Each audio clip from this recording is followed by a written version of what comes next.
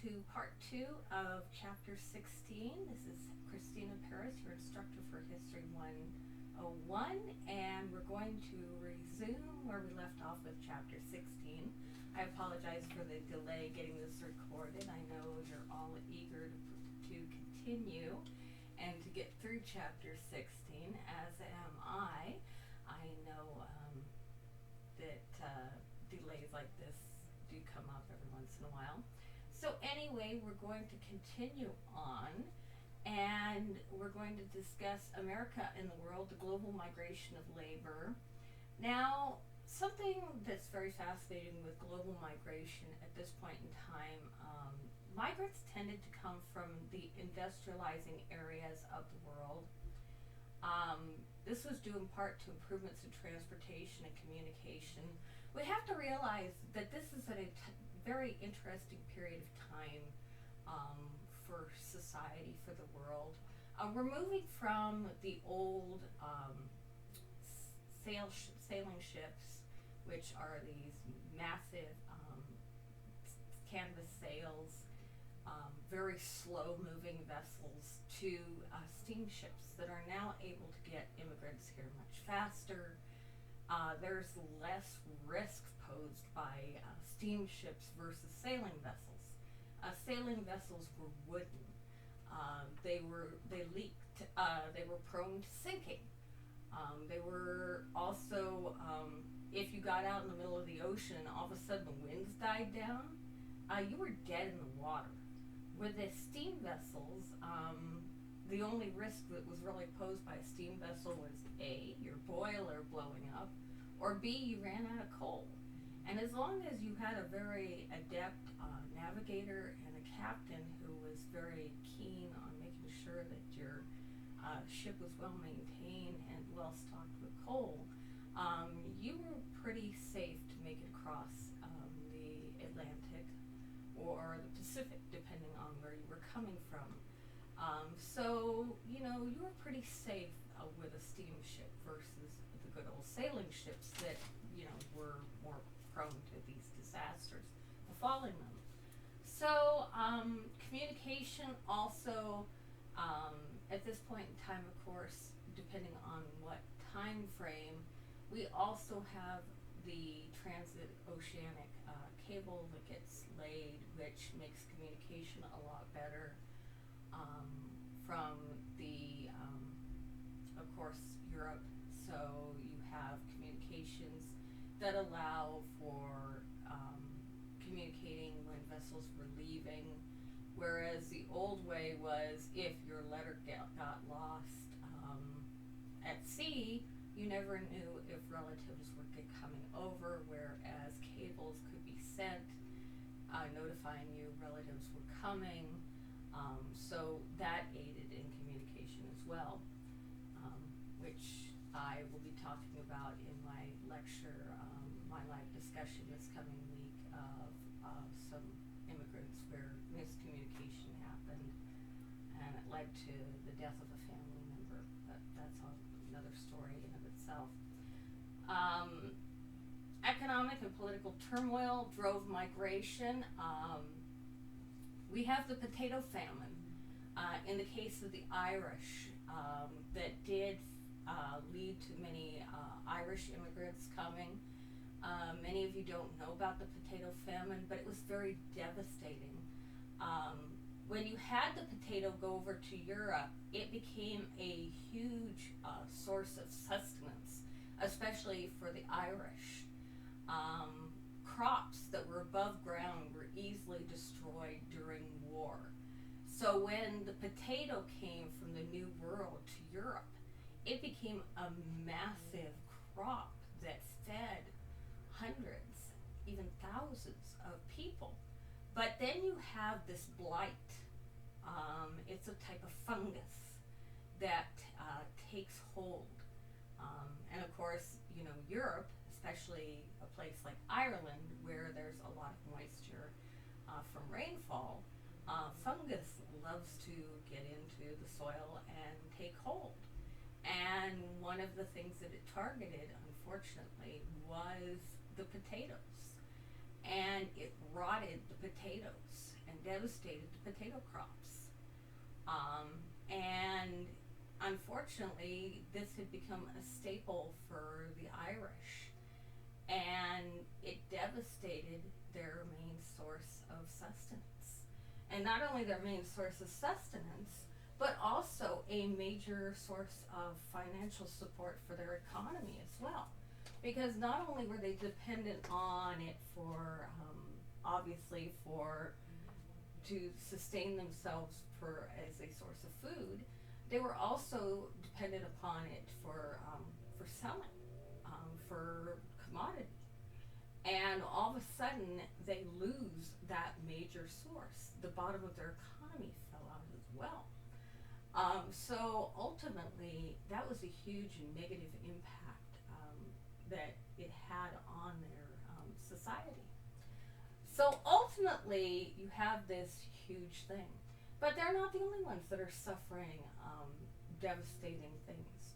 We have wars breaking out. We have what are called pogroms, especially against the Jews in Russia.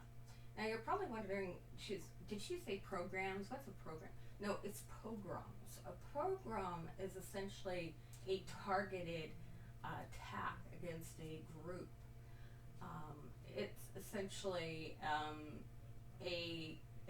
you could consider it an early extermination effort against a particular group. And this is where we see the first efforts really, which had actually happened earlier against Jews in Europe. This was not the first time the Jews had been targeted by any means. It had happened multiple times. But again, this is another time that they're targeted. And they decide that they're going to come to the United States. And this is where we see our first wave of Jews make it to American shores to escape the pogrom in Russia. Obviously, to escape this horrible persecution, this violence against them. This isn't the first time we will see it, nor the last time. And tragically, as we will be discussing, the next time we see a wave of Jews come onto our shores, or attempt to come onto our shores, I should say, we will not be as welcoming, and it will have devastating and tragic consequences. But I'm getting ahead of myself here. So anyway, there's going to be increased international competition. We're going to be talking about it in the next chapter, especially. That there's going to be a ramping up of negative attitudes in the United States towards this new immigration that's going to be coming onshore, towards these immigrant groups. We're going to start to see people not being as welcoming. Up until this point, we've of course had the freedmen that have kind of been, we don't really like the freedmen, but we'll tolerate them. Then there's the Chinese that get this negative attitude, and now it's going to be turning towards these new immigrant groups. We're going to be talking about more of this moving forward. So anyway, now I want to talk about what else is going on in our country and the pioneer experience. We've talked about it, but we really haven't talked about the impact that the pioneers are having on the West. There was an understanding in our country of the pristine nature of the West and its natural beauty and its natural splendor. As early as 1864, the U.S. government put the wonders of Yosemite Valley out of land grabbers' reach. They actually made it so that it couldn't be claimed and, homesteaded. They made it into a point where it was untouchable, essentially, and it would eventually become a national park. In 1872, Yellowstone actually became our first national park. So we were really thinking ahead in that regard of preserving these areas that we recognized as having true natural wonder and splendor. And it's fortunate that we were thinking ahead, because can you imagine what would have happened if we had just turned a blind eye and gone, let's just colonize everything. Let's just forget about all this wondrous, glorious stuff. I mean, can you imagine what we would have done with Yosemite? You think of some of the natural things that were there in Yosemite and what we could have done to it if we had not put these holds in place. It's a good thing that we did recognize that there were areas that we should not touch, that we should leave intact as it was. Of course, that didn't mean that we didn't force our native peoples out of it. We had no problem doing that. But, at least we kept it undeveloped and unblemished. I can't even imagine places like the Grand Canyon, what we could have done with the Grand Canyon if we had really gone crazy. I mean, yes, the Park Service has put some provisions in place, but it's mainly to protect it and to make it so that tourists don't go completely crazy, and we don't go and try to put 5-story hotels on the rim of the Grand Canyon, which is a good thing. Or Bryce or Zion or any of these beautiful places, so that we can still go there and appreciate them for what they are. So, something to think about. However, the march of progress led to the extermination of many native species. Some of you may have heard or studied before about the massive near extinction of buffalo. The Native Americans hunted buffalo, but they wisely knew how to use a buffalo to its entirety. They used every single part of the buffalo. When we came along as a white person, we only took one part of the buffalo, and that was the hide. And there are stories about Native Americans told of coming across massive herds of buffalo that they knew had been hunted by the white man, because the carcasses were left to decay in the sun. And they had been stripped of only their hides, and how they would weep because these beautiful animals had only been stripped of their hides, and everything else had been left to decay and rot in the sun. And to them, that was a waste. It is crushing to think of how close we came to losing our buffalo and our bison. We can't imagine that the prairies used to be filled with wild herds of these beautiful, majestic animals, and now we're down to just dwindling numbers, practically non-existent numbers. We have a small herd that's been relegated to Catalina Island off our coast of California to be protected, so that they are not touched, destroyed, hunted by humans. But it's a sad thing to think about, that there used to be thousands of these animals roaming free, but they were hunted wastefully, from wagons, from horses, even from trains. So if you haven't read about that, you haven't studied about that, I encourage you to read about these buffalo hunts. It was devastating. Cattle overgrazing had devastating consequences to the land, coupled with the pollution generated from copper smelting plants, especially especially in the Rocky Mountains. The weather patterns shifted, generating devastating winters that led to actually the very cattle that were overgrazing the plains.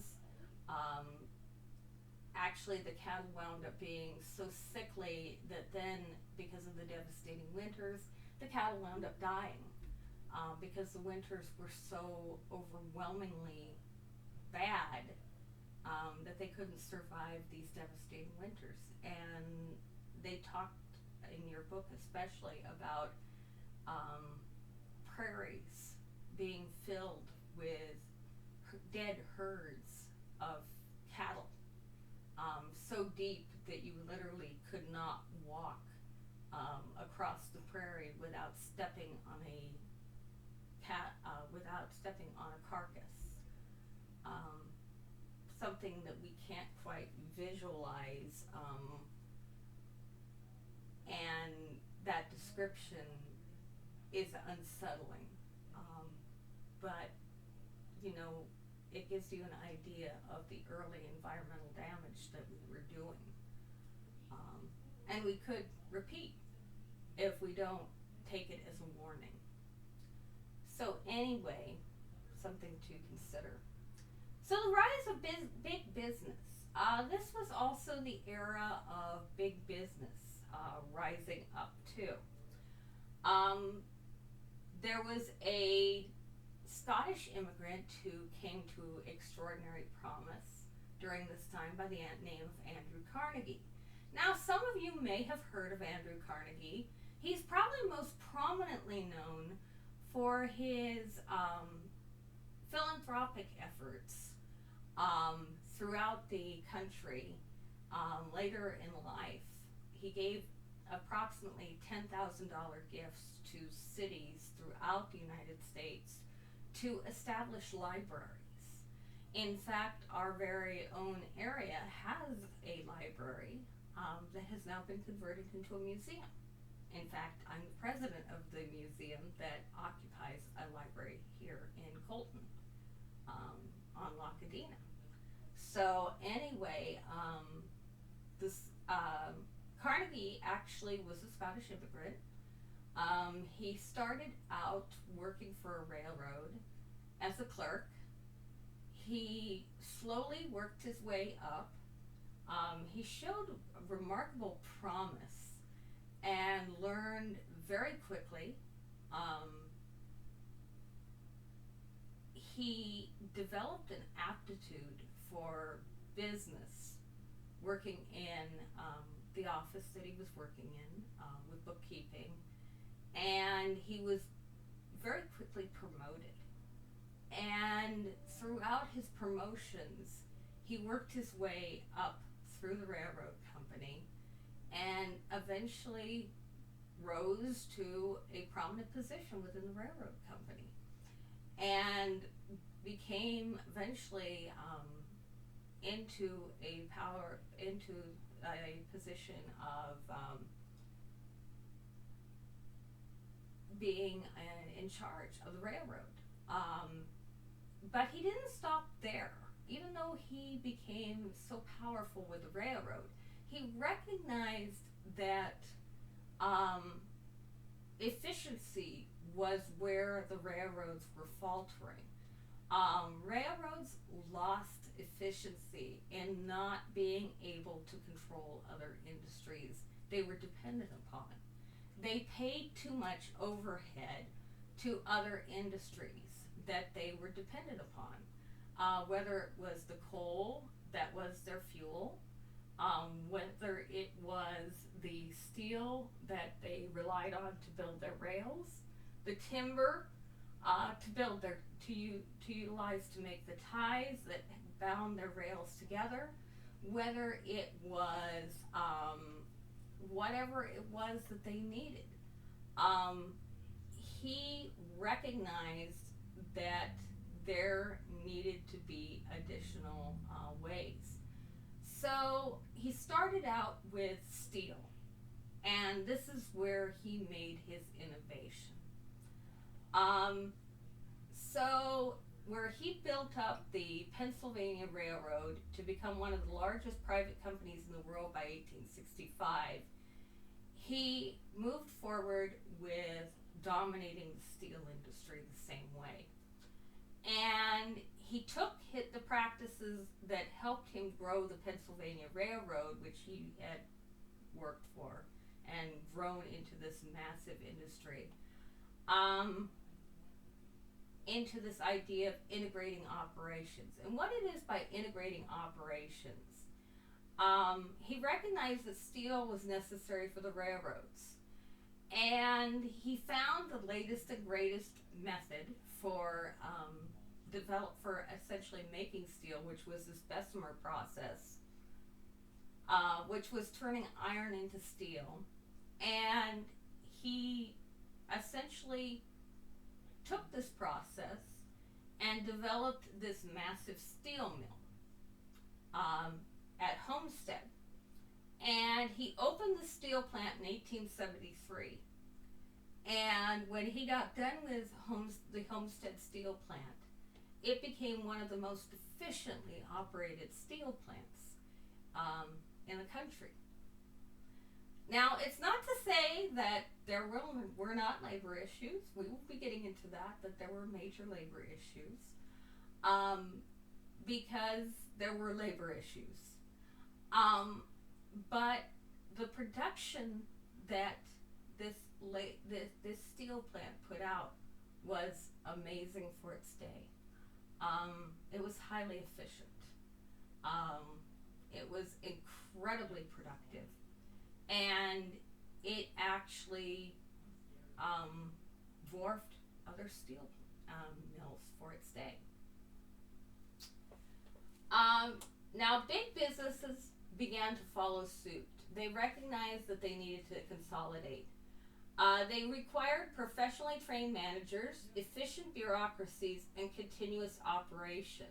They get this idea of vertical integration. Now, you're probably wondering what vertical integration is. Well, it's this practice of taking control of every aspect of production, distribution, and sale of a commodity. Essentially, what Carnegie had done with Homestead. They essentially take hold of everything they need to make their business successful. So, for example, Andrew Carnegie vertically integrated his steel operations by purchasing the mines that produced the ore, the railroads that carried the ore to the steel mills, the mills themselves, and the distribution system that carried the finished steel to consumers. He took control of everything. That's how he made them so efficient. And these became these massive economies of scale, and there was this continuous flow of production. It reduced prices and it increased demand tremendously. You also see this idea of horizontal integration happening as well, which was commonly known as monopoly developing during this time. Probably the most famous example of a monopoly is what happened in the case of Standard Oil, which we'll be talking about in a minute here. But it's essentially when an industry became horizontally integrated, with a single company absorbing other firms, and they take control of virtually the entire market for a specific product. And as I mentioned, the most famous example of this is John D. Rockefeller and what he did with the Standard Oil Trust. Now, as I mentioned, Rockefeller founded Standard Oil in 1867. He hired the best managers and financiers to build and run the most efficient refineries and cut his dependence on railroad transport by investing in pipelines to carry the oil. He didn't want to deal with the railroads, folks. He recognized that railroads were taking the money. And he did not want that to happen. He wanted to maximize the profit from that oil. He wanted to get the profit directly from that oil. So ultimately, he forms the Standard Oil Trust. He merged all the companies together under the Standard Oil leadership in 1882 and formalized this under this elaborate legal device known as a trust, by which different producers came together under the umbrella of a single company that could police competition internally. Essentially, what this means, folks, is, you have to charge this amount of money for this barrel of oil. You can't charge anything less or anything more. Also, it becomes an amazing thing to see, because what happens as well is you see Rockefeller taking in, as we will be talking in future chapters, he emerges with every kind of product being produced from petroleum products. He dominates all sorts of industries. Talk about petroleum emerging into every field. It's amazing. I've seen ads for Standard Oil products. You see Standard Oil producing candles. You see Standard Oil producing early cosmetics. You see Standard Oil obviously producing gasoline, which is an obvious thing. But you see Standard Oil getting into making medications, of course, they're patent medications, so they're not legitimate stuff. Hair products. You name it, Standard Oil probably is producing it. They're making early automobile tires. They're making, they're trying their hand at pretty much anything and everything they can figure out how to get petroleum into or out of. They're trying to find a way to make everything that a consumer can possibly utilize. I think I'd even seen a point where they were making hair combs. Obviously, they were really getting into some amazing ways of marketing their products. They did not hesitate with finding the ways to utilize their product. Of course, I would love to know the carcinogenic properties of most of what they were producing and how many people died from contracting cancer from using their products. But we won't get into that side of things. It's obvious that they were probably cutting corners and did not realize the risks that they were posing to their customers. But anyway, something to think about. A new social order. So now we're going to talk about these people because we get into this era, which is essentially called the Gilded Age. And it's the Gilded Age for a very good reason. There is a great dichotomy forming in American society. We are seeing the extraordinarily wealthy, and we're also seeing the extraordinarily poor. And that's why it's called the Gilded Age. If you hear the term gilt, G-I-L-T, not G-U-I-L-T, G-I-L-T, it's gold leaf.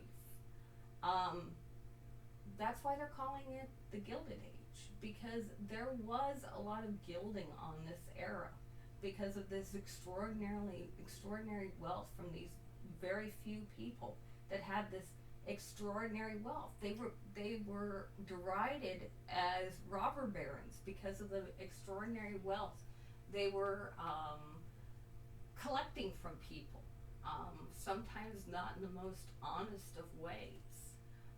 Carnegie was sometimes looked at from a very divisive way, which is oftentimes believed to be why he went into his philanthropic efforts in his later life to make up for what he did with his his mill at Homestead, to kind of appease for what he had done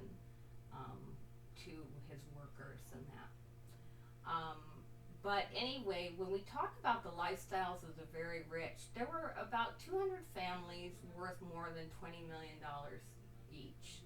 And $20 million, you have to realize, 20 million in those days, that was quite a bit of money.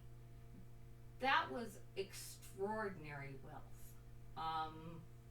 You'd have to do what's called a money multiplier for that era to figure out approximately how much that would be worth in present day money.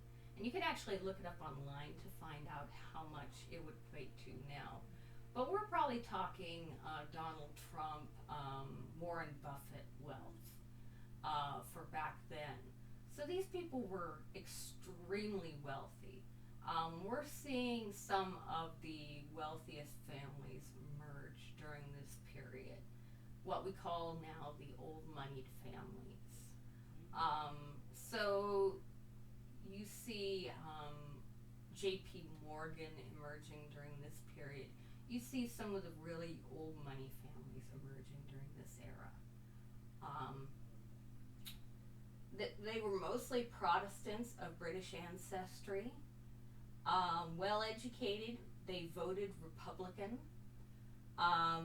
They lived in wealthy districts and cities such as Fifth Avenue, Nob Hill, and Back Bay. They owned country estates in places like Newport, Rhode Island, so they not only had a primary home that were listed in these cities that I mentioned, but they also would often own a second place, a country estate, where they would summer or winter. If you aren't familiar with these terms, when I went to graduate student school at Claremont, I became very quickly acquainted with extraordinarily wealthy families, and it was an eye-opening experience for me because I was a public school kid. I was a charity case at Claremont in every sense of the word, and to suddenly be exposed to these people that did not understand the concept of poverty, the concept of needing, financial aid, needing, to monitor your money.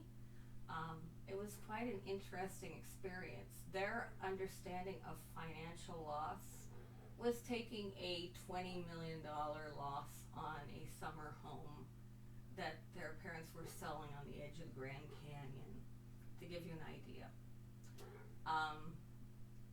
That's the kind of mindset that you'd be dealing with.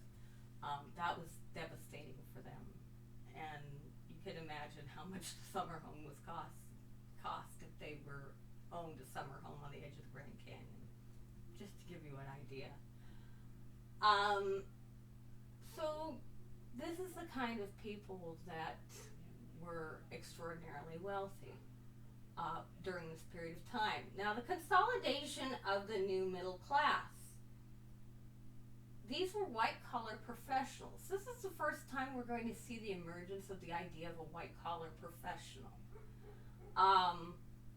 We're going to see doctors. We're going to see lawyers. We're going to see the professionalization of these organizations. We're actually going to see the emergence of things like the American Medical Association, the Bar Association, things like this, the actual professionalization of these organizations. Salaried incomes as well. We're not going to see quite yet the actual stabilization of a decent hourly wage, though. There are going to be hourly wages, but they're not going to be a living wage. And what I mean by a living wage is something that a person can live off of. There is an hourly wage at this time, but when we talk about it, it would stagger you. A person can't live off of it by any means. That's why when we talk about hourly wages at this time, you find that every single person in a household has to work, even even the children, because they cannot, a family cannot afford to sustain themselves on just one person working or two people working. Um, Even living in the tenements, because the wages are so incredibly low. These factory jobs do not pay a living wage. Um, that's what we're going to see labor laws come into effect.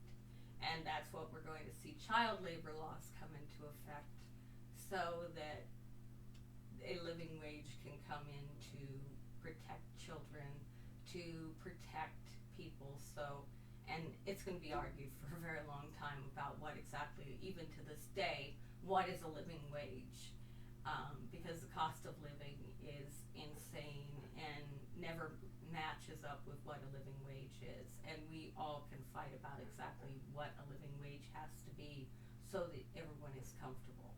And that's going to be, I think, an ongoing debate we're always going to fight over, and whether a living wage is even practical, and how we can bridge that divide between working class and middle class, which we'll also talk about as well. So anyway, craftsmen remained in the lower half of the class. A craftsman is still not in the class of a skilled laborer. He is still considered beneath a skilled laborer. He's still seen as an unskilled worker. And when you look at that, you're like, what? That doesn't make any sense. He's got a skill. But he's still seen as unskilled. He's still seen as practicing something that cannot be applied. And especially as we're moving into this time where factories are becoming very industrialized, it's a skilled field. It's a field where you have to have skills. And what I mean by skills are something that is very mechanized, requiring a very specified, very knowledge set of abilities. And a craftsman does not necessarily meet. It does not mean that they are not, a person is not adept enough to pick up or learn these abilities, but many men, many women are fearful of this new world. And obviously women at this time can't go into these areas, because women are still encouraged very strongly to stay in the homes. We will see women start to emerge into the workforce moving forward, but they're still going to be kept in traditional jobs, which we'll be talking about. But men are hesitant to get into these new fields, these new areas, unless push comes to shove, whereas they can't find work, and then they will, maybe language barriers are broken down for them, which we'll be talking about in the next chapter. And that's oftentimes a barrier that keeps the craftsman locked into his craft, is that language barriers hem him into his skill, into his, I should say, craft. The language barrier, the uncertainty of this new industrial world, the uncertainty of abandoning his craft. There's various factors, but we'll be talking about that moving forward as well. Society was, when we talk about social Darwinism and the growth of scientific racism, society was stratified by class, race, ethnicity, and gender. We're going to be talking more about this, but moving into this new era, society is going to be adopting a much stronger negative view of race. Up until this time, it's interesting to realize we always think that racism has been around forever. Racism is really a modern construct. And what I mean by that is it's something that has actually emerged really after the Civil War, really around this era. And it comes about, usually I have a image, in fact I'll put it up on our Canvas page so that you can see it, that shows the intelligence, quote unquote, I hate using this because I think this is the most abominable thing, of man based on his skull shape. And of course they put at the very front, the most intelligent man is the white Anglo man. And then they gradually show the slightly less intelligent man based on his, his head shape. And at the very, very back, they have, based on race, the man that they think that is the least intelligent based on his race, based on his head shape. Everything's exaggerated, obviously. Racial features are exaggerated, head shape's exaggerated, everything's exaggerated. And you're looking at this and it chills you to the core. But this is how people made judgments, made bias. This is how biases were formed. And sadly, this is unfortunately what they judged as scientific fact. There was actually a scientific thing known as phrenology, where they studied the bumps on a person's head, that was supposed to help them judge a person's potential, their morphology, their body shape was supposed to tell them their criminology. All these things were supposed to be logical in some way of determining a person's, psychological characteristics. Well, obviously we recognize that this is all bunk. But they were using these measurements. They called them measurements, folks. I'm not kidding you. They called them measurements because they figured that what they were doing were scientific measurements. They saw them as scientific measurements, as justifiable scientific measurements to determine unrelated characteristics about people that they believed were justified based on racial biases. And they used these to justify racial beliefs, prejudiced racial beliefs that sent people to prison, to mental institutions, even sentenced some people to death.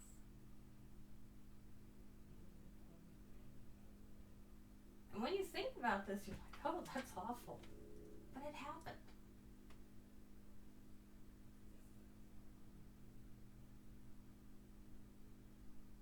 We also had this idea of what was known as social Darwinism. Now, this hinged off Charles Darwin's On the Origin of Species and this idea of natural selection.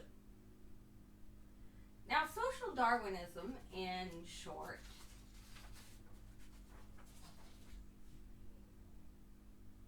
takes Darwin's theory of natural selection and transfers it from biological evolution to human history, and essentially says that, you're in your situation, You're in your poverty, you're in your position,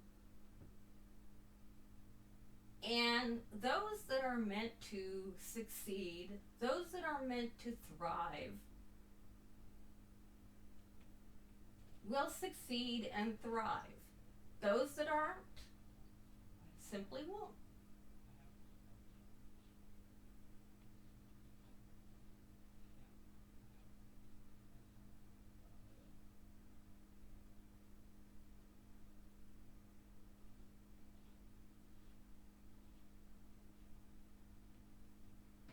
Now that seems like a pretty dark and ominous thing to think about. Because is poverty a set thing? Is poverty something that you can't necessarily totally get out of? Now, I mean, we can argue back and forth. We can argue about class. We could sit here and we could have a lengthy discussion about it.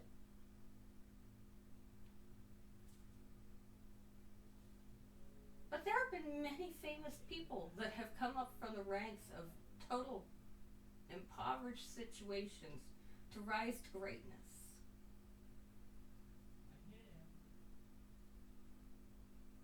So under social Darwinism's argument, that's a contradiction.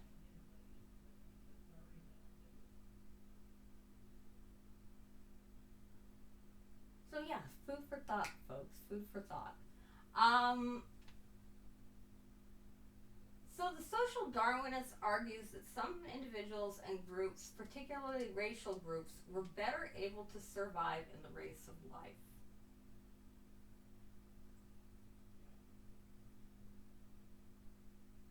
Something to leave you aghast at.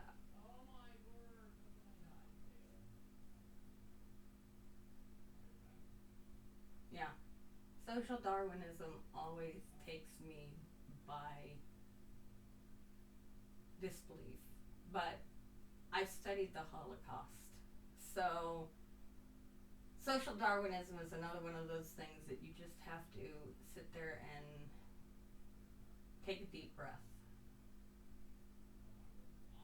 and go, it's this kind of hatred that led to awful things, horrible things, like what we saw in Germany.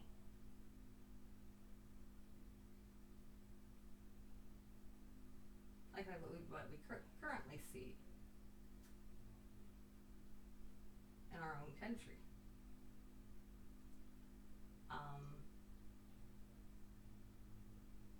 It's just something to think about, consider. That's why we're studying in this class what we study. This is why we talk about those uncomfortable topics I talked about at the beginning of our class. If we don't study them, we're doomed to repeat them. So, food for thought, folks. So, this idea of inherent racial inferiority underlies this idea of social Darwinism. And like I say, when you see the chart that I'm going to put up on Canvas, you're probably going to be sitting there and going, what the? This was science? Yeah. Science was bunk. There were aspects that were bunk. The IQ test, the old IQ test, the Stanford IQ test, we'll be talking about that. Full of racial biases. Others argued that conditions played a role. We also see the expansion of higher education at this point in time in history. Higher education is going to expand exponentially. Obviously, this is going to have huge implications, both for the better and for the worse. Because obviously with the expansion of higher education, you're going to have the spreading of these negative racial stereotypes, but you're also going to have the spreading of knowledge, which is going to be to the benefit of our country as well. Now, the Knights of Labor and the Haymarket disaster, the last thing in the discussion for this section and this chapter, they organized craft unions and working men's associations. Now, the Knights of Labor were open to all workers. Unlike other labor unions that were organizing at this particular time and period, they did not exclude any particular racial groups. They did not exclude women. They were very open-minded about accepting people. They wanted to unionize whoever wanted and needed their assistance. They were a national organization. Now, when we talk about the Haymarket disaster,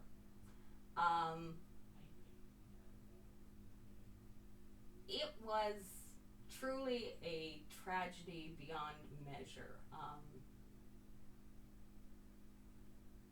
What happened in a nutshell was it was meant to be a gathering of workers quietly protesting. What happened still remains a bit of a mystery. It happened in Chicago at Haymarket Square. There's still debates about exactly what transpired. A bomb went off is what is clear. At some point in time during this demonstration, it was on May Day. What happened next is what remains to be clearly determined. Shots rang out. The police had fired. In the end, several police officers lay dead, and several of the protesters lay wounded as well. Eventually, several anarchists and several of the protesters were arrested. They were eventually, I believe it was one of the protesters did commit suicide that had been arrested. 3 were found, well, all of them were sent to prison for the crime. 3 were executed for their participation in the crime. Essentially, the city officials wanted blood for the deaths of the police officers, even though it was eventually found that the police officers had in fact shot themselves. Several had shot themselves with their own guns. It did turn out that nobody ever found out who set off the bomb. The person who detonated the bomb was never determined. Whether it was fireworks, whatever it was never determined. None of those details was ever released. However, they did eventually get a mayor who was in fact favorable to the cause of the labor relations, and he did release the remaining men who had been imprisoned, and he released the men, pardoned them and released them from jail. But the tragedy of that is, what really happened, what really went down there at Haymarket. Nobody will ever know. It's kind of one of those things that's been lost to that tragic day. Ultimately, the struggles for democracy, the Chinese must go. And this is something I've alluded to. The Chinese ultimately were, in fact, a victim of circumstance. They had fled the Boxer Rebellion in their country, um, a civil war essentially in the mid 19th century. They came to our country to find a new start. And what they found here were low skill jobs for extraordinarily low wages. And those usually wound up digging mines and laying railroad track and working in fields. As many of you know, the jobs were extraordinarily dangerous in mines and even more dangerous on the railroads, especially the jobs up in the Sierra Nevadas. The jobs in the Sierra Nevadas that they usually sent the China, what they called tragically the Chinamen on, were to dig the tunnels through the mountains. And if you haven't heard the stories about them sending these amazing men into the tunnels were unreinforced. Anyone who knows anything about mining is you should generally reinforce these tunnels. Collapses were very common, and many men perished in digging these tunnels. We don't know exactly how many of these brave men were lost during the building of the transcontinental route through the Sierra Nevadas. We have no idea. The railroads did not keep records. We have no ideas at all how many Chinamen were lost up in the Sierra Nevadas with the line. It's a tragedy of unscalable proportions. They did open retail shops and laundries as well in Gold Rush San Francisco, where they became immensely successful, which led to a great deal of the resentment that built up because they were so successful. Also, I mentioned before at the beginning of the lecture that something else that built up a great deal of the resentment was the fact they did not, as a general rule, contract illness.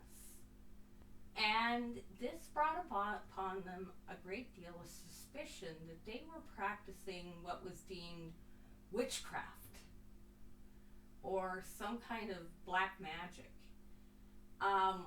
We now recognize that the reason they weren't contracting any of the illnesses was the very diets and the very practices that they were carrying out.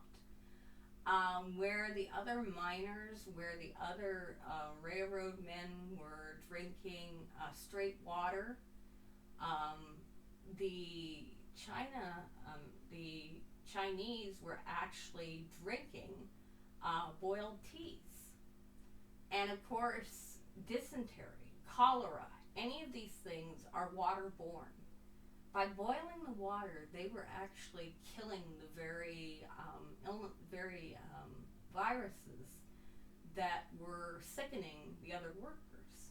So they were actually defeating a virus they didn't even know they were defeating. If the other workers had done the very same thing, they would have been protected from the illnesses as well. But what they saw was, this class of workers that didn't get sick. These men who worked in the laundries that didn't get sick, these shop owners that didn't get sick. Another thing was the fact that they ate more vegetables than the other workers. So they were healthier as a general rule. Their diets were very different than the other workers. So anyway, it brought about a great deal of suspicion.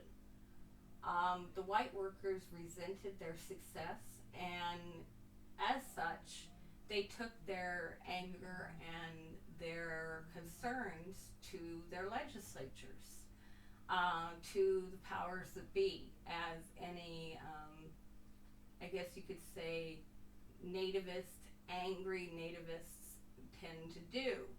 And of course, these angry nativists had enough power that their political bosses tended to listen to them, unfortunately. And racist laws and treatment, unfortunately, followed. Whether it was brutal beatdowns, um, their shops being destroyed, them being beaten, or having their queues. I don't know if you've seen the braids that the Chinese men wore. A common thing was they had laws enacted where the men could not wear queues in public. So they would come along, and if they found a man who still had his queue, they would come along and they would brutally chop it off in public. That was a common thing to do. Or they would beat them. Or they would still beat them, just for the sake of beating a Chinese man. It was terrible. Absolutely horrible. Racist laws that they enacted went from exclusionary laws that kept their numbers from migrating into the country, to not being able to bring their families over. When they were able to bring their families over, then keeping the numbers of people that could come, Chinese that could immigrate into the country, which were called quotas, extraordinarily low. Again, or what they eventually did, where they could not own land. We will see this practice again repeated with other immigrant groups. They're not the only ones that will be targeted with such acts. Tragic, to say the least. So with that, we have concluded this chapter of chapter 16. So I will be proceeding on with chapter 17. I trust you've enjoyed this chapter, and I will see you again in the next chapter.